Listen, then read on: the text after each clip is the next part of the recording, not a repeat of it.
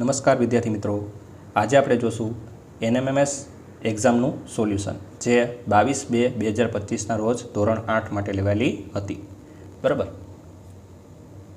તો એમાંનો પહેલો ક્વેશ્ચન છે, નીચેમાંથી કયો ક્રમમાં આગળનો નંબર છે? એટલે કે આ સિરીઝ આપેલી છે, એમાં આગળનો આપણે નંબર ગોતવાનો છે. તો સિરીઝ આપેલી છે 3, 6, 12, 24, 48. હવે પછી કયો નંબર આવશે? ઓકે, તો અહીંયા આપણે જોવા જઈએ તો એક પેટર્ન બેસે છે. બરાબર, 3માંથી 6 કઈ રીતે બનાવી છે? તો કે ગુણ્યા 2. 6માંથી 12 કઈ રીતે બનાવી છે? તો કે ગુણ્યા 2. એટલે કે ડબલ થતા જાય છે. 3ના ડબલ 6, 6ના ડબલ 12. 12ના ડબલ કેટલા થશે? તો કે 24. 24ના ડબલ કેટલા થશે? તો કે 48. અને 48માં ડબલ કરું તો કેટલા આવશે? 96 આવશે. કેટલા આવશે? 96. એટલે કે પહેલા ક્વેશ્ચનનો આન્સર જે આવશે એ કેટલો આવશે? 96. રેડી?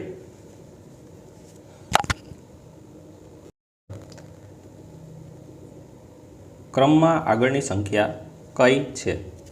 1, 1, 2, 9, 5 અને 8. તો અહીંયા આગળ કઈ સંખ્યા આવશે? ઓકે, તો તમે જોશો અહીંયા તો 1 છોડીને 1નો આપણે પેટર્ન બેસાડીએ તો તમને ખ્યાલ આવશે કે 1માં આપણે 1 નાખીએ તો કેટલા આવશે? 2. 2માં આપણે 3 નાખીએ તો કેટલા આવશે? 5. બરાબર, તો અહીંયા એકી સંખ્યા ઉમેરવામાં આવે છે. 1, 3. હવે કઈ સંખ્યા ઉમેરવી પડે? 5. તો 5માં 5 ઉમેરીએ તો કેટલો આન્સર આવશે? 10 આન્સર આવશે. બરાબર, તો નેક્સ્ટ નંબર કયો હોઈ શકે છે? 10 હોઈ શકે છે. બરાબર, એટલે આપણો આન્સર કેટલો આવશે? 10. ક્લિયર? નેક્સ્ટ ક્વેશ્ચન, પેટર્નમાં આગળની સંખ્યા શું છે? 3, 9, 27, 81. બરાબર, હવે અહીંયા આપણે જોવા જઈએ તો શું લોજિક લાગે છે? તો કે 3ને કેટલા સાથે ગુણીએ તો 9 આવે? તો કે 3. 9ને કેટલા સાથે ગુણીએ તો 27 આવે? એટલે કે 3. એટલે કે બધા નંબર્સને આપણે 3, 3 ગુણીને આપણને નેક્સ્ટ નંબર મળે છે. તો 3 તેરી 9, 9 તેરી 27, 27 તેરી કેટલા થાય? 81. અને 81 તેરી કેટલા આવશે? 243 આવશે. બરાબર, તો આપણો આન્સર આવશે 243. તો 243 ઇઝ આન્સર. ક્વેશ્ચન, પૃથ્વી પર પર્વતમાળાઓની પેટર્નને શ્રેષ્ઠ વર્ણન આ રીતે કરી શકાય છે. તો પૃથ્વી પર આપણે પર્વત જોઈએ તો એની કોઈ નિયમિત આકાર કે કોઈ સાઇઝ કે શેપ કંઈ હોતો નથી. તો એમાં શું આવશે? અનિયમિત આવશે. પૃથ્વી પર પર્વતો કઈ રીતે ફેલાયેલા છે? તો કે અનિયમિત રીતે ફેલાયેલા છે. એની કોઈ ચોક્કસ પેટર્ન હોતી નથી. નેક્સ્ટ ક્વેશ્ચન, નીચેનામાંથી કયો આકારનો ખંડ એટલે કે એશિયા, આફ્રિકા, યુરોપ વગેરેની સીમાને શ્રેષ્ઠ રીતે રજૂ કરી શકાય છે? તો આપણે જોવા જઈએ તો એશિયા, આફ્રિકા અને યુરોપ કોઈ એનો પર્ટિક્યુલર શેપ છે નહીં. એના આકારો બધા કેવા છે? અનિયમિત છે અને નાના મોટા છે.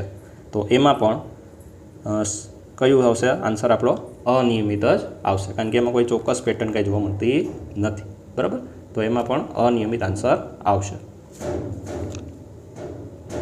નેક્સ્ટ ક્વેશ્ચન, 6 બાજુવાળા બહુકોણનું નામ શું છે? તો 6 બાજુ ધરાવતા હોય એવા બહુકોણને આપણે શું કહીએ છીએ? ષટકોણ કહીએ છીએ. બરાબર, તો આનો આન્સર આવશે ડી, ષટકોણ. નેક્સ્ટ ક્વેશ્ચન, નિયમિત ષટકોણમાં નીચેનામાંથી ખૂણાઓ માટે શું સાચું છે? બરાબર, હવે નિયમિત ષટકોણ માટે આપણે જોવા જઈએ તો દરેક ખૂણો 90નો, દરેક ખૂણો 120, દરેક ખૂણો 60, દરેક ખૂણો 180. તો પહેલાં તો આપણે ટોટલ ખૂણાનું માપ કેટલું છે એ આપણે જોવું પડશે. બરાબર, તો ધોરણ 8માં આપણે એક સૂત્ર આવેલું છે. બરાબર, કે બહુકોણના અંદરના ખૂણાનો સરવાળો આપણે શોધવો હોય, કુલ એંગલ આપણે શોધવું હોય તો કઈ રીતે મળે? તો કે n-2 ગુણ્યા 180 ડિગ્રી. બરાબર, આ સૂત્ર છે, n-2 ગુણ્યા 180. હવે અહીંયા n ષટકોણ હોય, ષટકોણ તો એમાં કેટલી બાજુ હોય? 6 બાજુ હોય. એટલે આપણે n કેટલો લેશું? 6. n કેટલો લેશું આપણે? 6. તો 6 - 2 ગુણ્યા 180 ડિગ્રી. 6માંથી 2 જાય તો કેટલા આવશે? 4 ગુણ્યા 180 ડિગ્રી. 18 ચોક કેટલા થશે? 72. એટલે કે 720 ડિગ્રી. એનો મતલબ એવો થયો કે આ જે ષટકોણ છે એના અંદરના બધા જ ખૂણાનો માપનો સરવાળો કેટલો થાય? 720. બરાબર, હવે આપણે ટોટલ કેટલા ખૂણા છે? 6.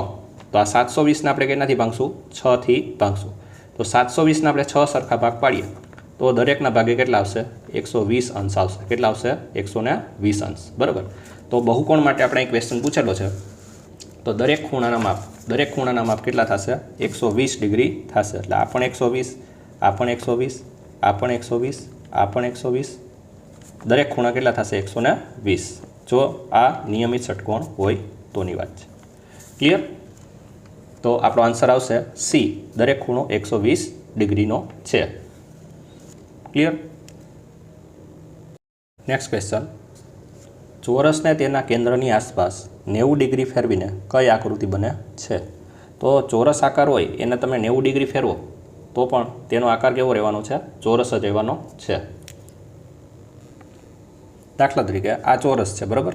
હવે આને આપણે કેન્દ્રથી 90 ડિગ્રી ફેરવીએ, કેન્દ્રથી 90 ડિગ્રી ફેરવીએ તો આ કેવું થશે? આ રીતનું થઈ જશે, બરાબર. તો પણ આ શેપ કેવો દેખાય છે તમને? ચોરસ જ દેખાય છે. તો ચોરસને આપણે 90 ડિગ્રી ફેરવીએ કે 9 દુ 18, 180 ડિગ્રી ફેરવીએ અથવા તો 270 ડિગ્રી ફેરવીએ, શું થશે? ચોરસ જ દેખાશે. ક્લિયર? તો આપણો આન્સર આવશે ચોરસ. Next question. ષટકોણમાં કર્ણની સંખ્યા કેટલી છે? બરાબર. આ ષટકોણ છે તેમાં આ જે કર્ણ હોય, બરાબર, એની સંખ્યા કેટલી થાય? તો આપણી પાસે એક સૂત્ર છે. બહુકોણમાં વિકર્ણની સંખ્યા આપણે શોધવી હોય તો આપણે કયું સૂત્ર એપ્લાય કરશું? તો કે n-3/2. હવે અહીંયા n છે એ બાજુઓની સંખ્યા છે, બરાબર. તો ષટકોણમાં આપણે બાજુઓની સંખ્યા કેટલી લેશું? 6 લેશું. કેટલી લેશું? 6. તો n બરાબર આપણે 6 લઈ અને આપણે વિકર્ણની સંખ્યા શોધશું, બરાબર. તો અહીંયા આપણે લઈએ 6 -3 કેટલા આવશે? 2, બરાબર. હવે આપણે અહીં જોવા જઈએ તો 6 ના 6, 6 માંથી 3 જાય તો કેટલા આવશે? 3/2. 6 તેરી 18, 6 તેરી 18. 18ને આપણે કેટલા ભાગ કરવાના છે? 2. 18ને આપણે 2 સરખા ભાગ કરીએ તો કેટલો આન્સર આવશે? 9 આવશે, બરાબર. તો ષટકોણ છે, ષટકોણ એમાં કર્ણની સંખ્યા તમને કહે તો કેટલી આવશે? 9 આવશે, બરાબર. તો આપણો આન્સર કેટલો આવશે? એ 9. ક્લિયર?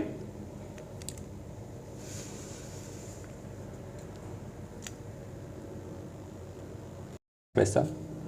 પુસ્તક, વાંચન, ચમચી તો શું? હવે પુસ્તકનો ઉપયોગ આપણે શેના માટે કરીએ? તો કે વાંચન માટે. એવી રીતે ચમચીનો ઉપયોગ છે એ શેના માટે કરીએ? તો કે ખાવા માટે આપણે ઉપયોગ કરીએ છીએ. તો 10માં આન્સર આવશે ખાવું, બરાબર. ચમચીનો ઉપયોગ આપણે શેના માટે કરીએ છીએ? તો કે જમવા માટે કરીએ છીએ. ક્લિયર? ચાલો નેક્સ્ટ ક્વેશ્ચન. જો લાઇટ ચાલુ હોય તો સ્વિચ પણ ચાલુ જ હોય છે. મેં જોયું કે સ્વિચ ચાલુ છે તો હું ચોક્કસપણે કહી શકું. હવે સ્વિચ ચાલુ છે તો એનો મતલબ એવો છે કે લાઇટ ચાલુ પણ હોઈ શકે અને ન પણ હોઈ શકે. કારણ કે ક્યારેક સ્વિચ ચાલુ હોય પરંતુ પાવર જ ન હોય તો લાઇટ ચાલુ હોય એવું કંઈ જરૂરી છે નહીં, બરાબર. એટલે સ્વિચ ચાલુ હોય ત્યારે લાઇટ ચાલુ હોઈ પણ શકે છે અને ન પણ હોઈ શકે. ક્લિયર? Next question. જો કોઈ પ્રાણી સસ્તન પ્રાણી છે તો તેને રૂવાટી કે વાળ હોય છે? કૂતરો સસ્તન પ્રાણી છે તો આપણે કૂતરા વિશે શું અનુમાન લગાવી શકીએ છીએ? હવે અહીં આપણને કીધું છે કે સસ્તન પ્રાણી હોય તો શું હોય? રૂવાટી કે વાળ હોય. હવે આપણને સસ્તન પ્રાણી કીધું તો અહીંયાથી આન્સર શું આવશે? રૂવાટી અથવા તો વાળ હોઈ શકે. એટલે કે ઓપ્શન્સ એ કૂતરાને રૂવાટી કે વાળ હોઈ શકે છે. ક્વેશ્ચન પ્રમાણે આપણે આન્સર આપી શકીએ છીએ, બરાબર. Next question. જો બધા ગુલાબ ફૂલ હોય અને કેટલાક ફૂલ ઝડપથી ઝાંખા પડી જાય તો નીચેનામાંથી કયો નિષ્કર્ષ સાચો છે? બરાબર.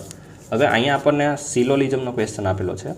તો બધા જ ગુલાબ ફૂલ છે તો આપણે પહેલાં લખીએ બધા જ ગુલાબ છે એ શું છે? આ ગુલાબ છે અને આ ગુલાબ છે એ બધા કેવા છે? ફૂલ છે, બરાબર. વેન આકૃતિ દ્વારા આપણે સમજવું પડશે, બરાબર. બધા ગુલાબ છે એ શું છે? ફૂલ છે.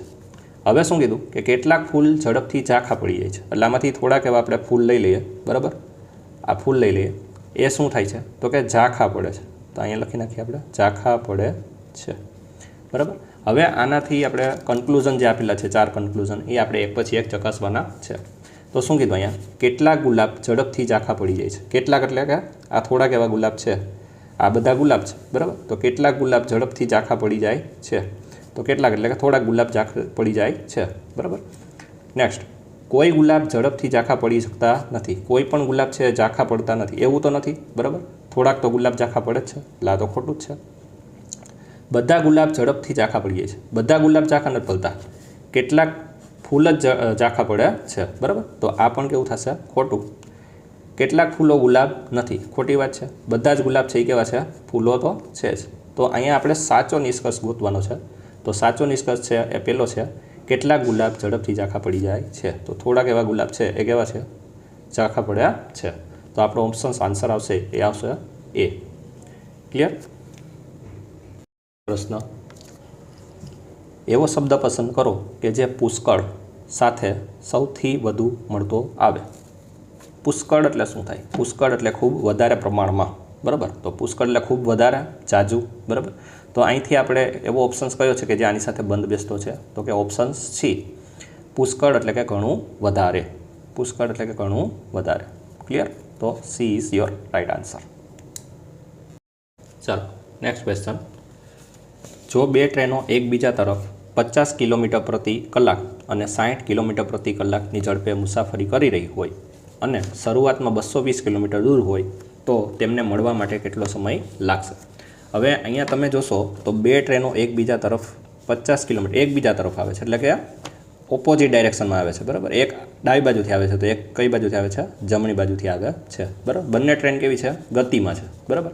બંને ટ્રેન ગતિમાં હોય ત્યારે આપણે કયો કોન્સેપ્ટ કરશું? તો કે રિલેટિવ વેલોસિટીવાળો, બરાબર. રિલેટિવ વેલોસિટીવાળો આપણે કોન્સેપ્ટ એપ્લાય કરવાનો છે, એટલે કે સાપેક્ષ વેગ, બરાબર. તો સાપેક્ષ વેગમાં કેવું હોય? તો કે જ્યારે બંને પદાર્થો છે એ એકબીજાની વિરુદ્ધ દિશામાં આવતા હોય ત્યારે આપણે લેવું પડે વી પ્લસ યુ. શું લેવું પડે? વી પ્લસ યુ. બેનો જે સ્પીડ છે એનો આપણે સરવાળો કરવો પડે.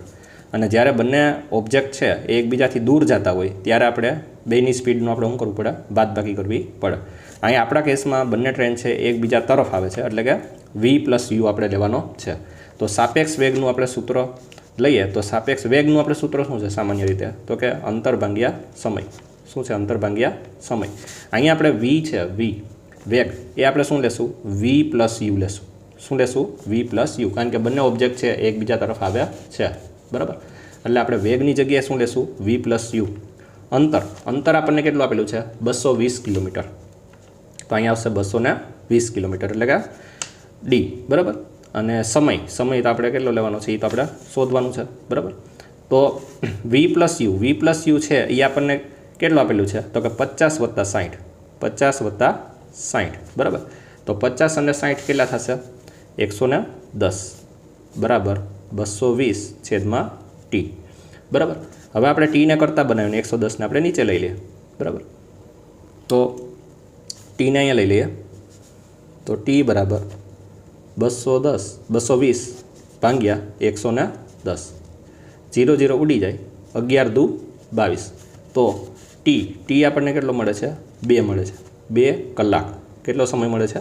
2 કલાક. એનો મતલબ એમ કે બંને ટ્રેન એકબીજાથી વિરુદ્ધ દિશામાં આવતી હોય, બરાબર, અને 220 કિલોમીટર અંતર પછી એને કાપીને મળવું હોય તો એને કેટલો સમય લાગશે? 2 કલાકનો સમય લાગશે. ક્લિયર? તો આપણો આન્સર આવશે 2 કલાક.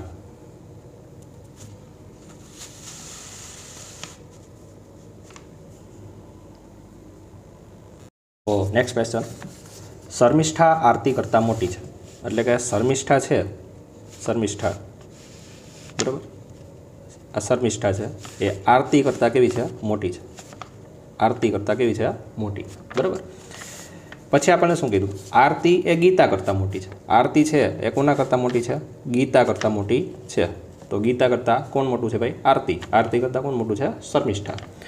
હવે આગળ કીધું ગીતા એ લીલા કરતાં મોટી છે. ગીતા છે એ કોના કરતાં મોટી છે? એ લીલા કરતાં પણ મોટી છે, બરાબર. તો નીચેનામાંથી કયું વિધાન સાચું છે? હવે આપણે અહીંયા ચાર્ટ બનાવ્યો. ચાર્ટ પ્રમાણે જોવા જઈએ તો સૌથી નાનું કોણ છે? લીલા. સૌથી મોટું કોણ છે? શર્મિષ્ઠા, બરાબર. હવે આપણે જે રીતના આપણને ક્લુ આપેલા છે એ આપણે જોતા જઈએ, બરાબર. તો શર્મિષ્ઠા લીલા કરતાં નાની છે. શર્મિષ્ઠા છે એ લીલા કરતાં નાની છે, તો કે ખોટું, એ તો મોટી છે, બરાબર. બીજું, શર્મિષ્ઠા લીલા કરતાં મોટી છે. શર્મિષ્ઠા છે એ લીલા કરતાં મોટી છે, તો એ તો સાચું છે. અને બાકીના બે ઓપ્શન્સ આપણે જોઈ લઈએ. તો આરતી એ શર્મિષ્ઠા કરતાં મોટી છે. આરતી છે, આરતી એ શર્મિષ્ઠા કરતાં કેવી છે? મોટી છે? ના, તો કે નાની છે. અને લાસ્ટ ઓપ્શન્સ, લીલા આરતી કરતાં મોટી છે. લીલા છે એ આરતી કરતાં કેવી છે? મોટી છે? ના, તો કે નાની છે. તો અહીંયા એ, સી અને ડી ત્રણેય કન્ક્લુઝન ખોટા છે, બરાબર. અહીંયા બી જ સાચો છે. શર્મિષ્ઠા એ લીલા કરતાં મોટી છે. તો આપણો આન્સર આવશે બી. ક્લિયર? Next question. એક ફોટોગ્રાફ તરફ ઈશારો કરી અને એક મહિલા કહે છે કે આ મારા પતિના ભાઈની પત્ની છે. ફોટોગ્રાફમાંની સ્ત્રીનો એ સ્ત્રી સાથે શું સંબંધ છે?